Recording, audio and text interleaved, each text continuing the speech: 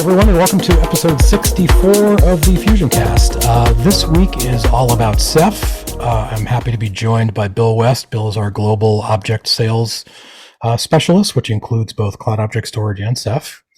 So Bill's been working very closely with the Ceph team since they joined us at the beginning of last year on the new IBM Storage Ceph offering. Hopefully by now people are at least peripherally aware of Ceph. It's a very, very powerful software-defined storage technology. It's been around for almost a decade, maybe longer actually. Within Red Hat, it's now part of IBM, and we're building out a portfolio of solutions around Ceph. So, Bill, thanks for taking a few minutes out of your crazy schedule to join us. We appreciate it. Sure. Thanks for having me, Randy. So let's start off a little bit with just Ceph in general. What makes Ceph as a solution different than some of the other things in our portfolio, for one thing, and also different than some other competitive solutions in the marketplace, just at a high level? Yeah. So that's a great question. I think one of the key things that does make Ceph unique is it's based on an open source development model, and I don't think we have any other products in our overall storage portfolio that are open source based, and so this is something that's kind of new, a little different. I think most people are familiar with open source solutions to some extent. Certainly, Linux was it's kind of the one everybody can identify with, and Ceph follows a kind of a similar development and distribution model as Linux. But also not many of our competitors, although there's, I think, here and there's some similar offerings that do have some open source related roots, but we're different than a lot of our traditional competitors in that we follow an open source development model. And what does that exactly mean? Well, first of all, I think this is there's some real value to this that and clients are drawn to the fact that it's open source, and a lot of customers choose Ceph to be just simply because the primary reasons is that it's open source. I mean, there's a lot more to it than that. Certainly the decision, but with open source, you have there's thousands of developers across industries. There's not just IBM. There's lots of other vendors who participate in the community, and people all over the world that are constantly developing Ceph, enhancing it, testing it, and so clients benefit from all this innovation. The other thing is, with open source, customers, they do have a lot of flexibility in that they're not locked into a kind of a rigid, into a vendor situation. They do have options, they do have flexibility, they do have leverage. So it's kind of a strategic decision. That they aren't locked into proprietary hardware, or even with the software, they do have choices.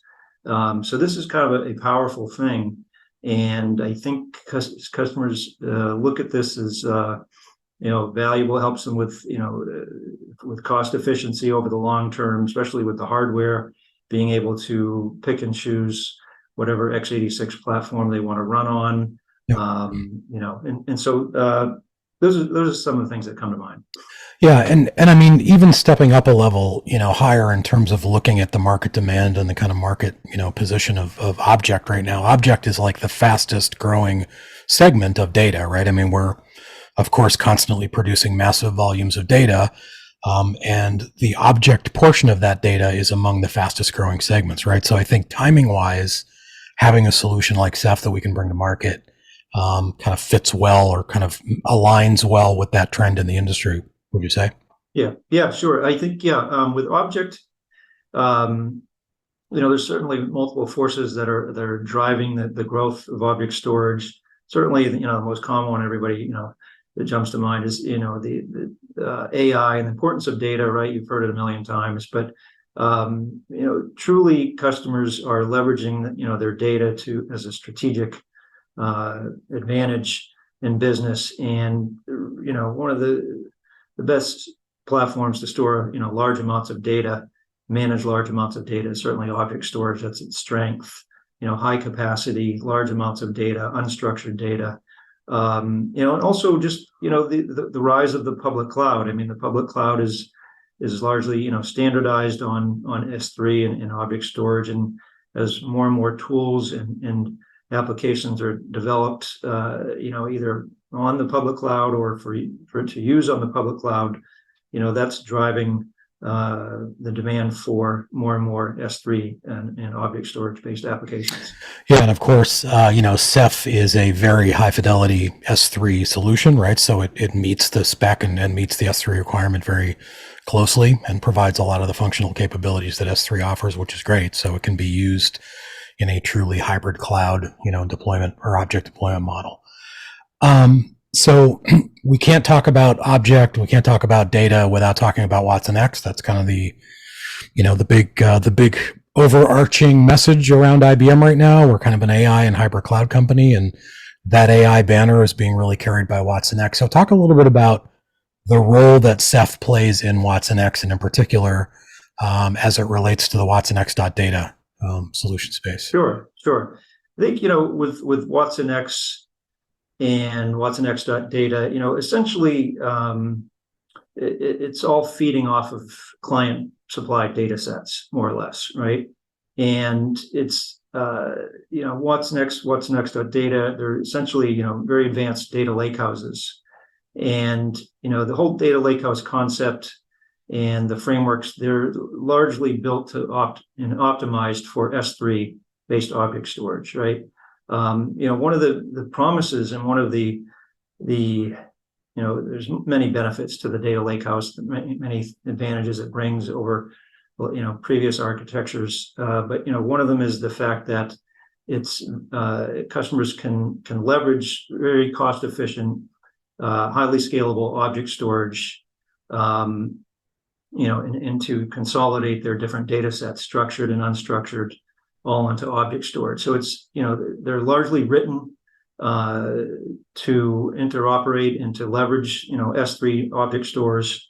So this is another, use case that's really driving the demand for object storage. Yeah.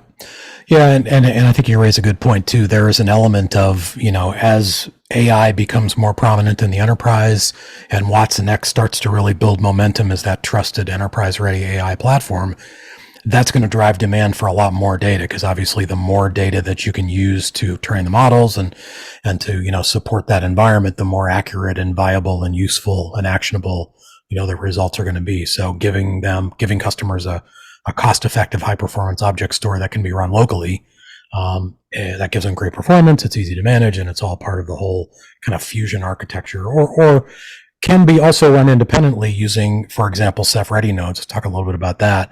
We recently announced kind of don't want to call it an appliance necessarily. It's more like a reference architecture based on x86 storage-rich server building blocks for Ceph. Can you talk a little bit about the Ready node program? Yeah, sure, Randy. So, traditionally, Ceph has been sold as a software-only solution, and clients would be responsible for sourcing their own hardware to run on their own x86 hardware to run on. But to make it easier to consume, at IBM, we now offer the Ceph Ready Nodes hardware, which is it's basically industry standard x86 hardware. But it's basically simple building blocks. We've tested and certified it. So now customers who want, they can source everything from a single vendor, both their hardware and software, and they can get support from a single vendor. They don't, it's their choice. Some customers may still want to choose software and hardware independently, but there's certainly a number of customers out there who enjoy the convenience and the ability to call one number for support for their entire stack. So that's why we're offering the Ready nodes. They've been out for some time now. The Ceph Ready nodes GA'd in November, and the Cause Ready nodes actually GA'd last August. But we also just announced the NVMe based Ready nodes. So there's been a very strong interest in the NVMe based hardware, and for more demanding workloads. So those are were just announced recently. Nice.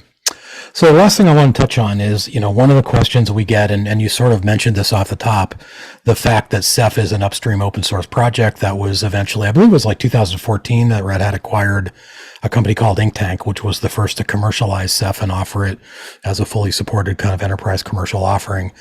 So one of the questions we get is, well, why would I buy Ceph from IBM when I can just use the upstream open source version and kind of roll my own? So what are some important elements of the response to that? Sure. Yeah. So that's one of the unique attributes of Ceph is that it's an open source solution. It's as an open source product, people, customers, clients, anybody can download Ceph at any time and use it for free. They can deploy 100 petabytes on Ceph completely free if they want to. However, there are some differences between the free version and the IBM version, which includes a subscription. We fully support the upstream version. We're members of the community. Everything we develop is added to the community version, so it's we're all participating, and we fully support that. However, with the open source, the upstream version or the community version, it's basically, when it comes to support, you are more or less on your own. It's a community-based best effort model for providing support. Whereas with IBM, you get 24/7 SLA. If there's a major outage, we're going to be there with you. Weekends, holidays, 1 hour response time, whatever the exact terms are of your contract, but we're there until you're back up and running. So for customers really putting this into a production environment, they want to have somebody, they want to know they have that support, and it's all about mitigating risk.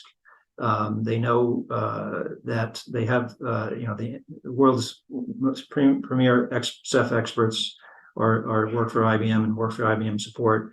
Yeah. So they just want to know that they have a support organization behind them, and again, they're not exposed if they do run into trouble. So that's the primary reason customers go with IBM. So, and that's a good one, right? I mean, if you're running mission critical workloads on Ceph, you want to make sure you've got a hardened implementation with full support and end-to-end visibility. So that is very important. Now, there may be pre-production environments or test projects or something, or sandboxes where you may choose to use the open source upstream version, and that's totally cool. As you said, we are also active participants in the upstream community. But yeah, when we talk about enterprise workloads at production scale, then the support becomes a lot more prominent. Okay, so this is a really useful discussion. Hopefully, it gives you a better idea. What is Ceph? What does it mean for IBM? What does it mean for our customers? What are some of the use cases where it's applicable and has affinity? What role does it play in Watson X? And how are we taking it to market, either as software or in the Ready Node deployment structure? So if you have any additional questions, please feel free to reach out to Bill or I, or any of our teammates. We're happy to answer them for you. We will have future discussions on Ceph as well. I think especially now that we've got the NVMe Ready Nodes, we're going to start seeing some interesting new use cases that we'll be able to talk more about as we kind of roll into the coming months and weeks and months. So Bill, thanks for joining me. Appreciate it. Appreciate your time. Thanks everyone for watching. Yeah, we'll be back again next week. If you have, again, any further questions, let us know.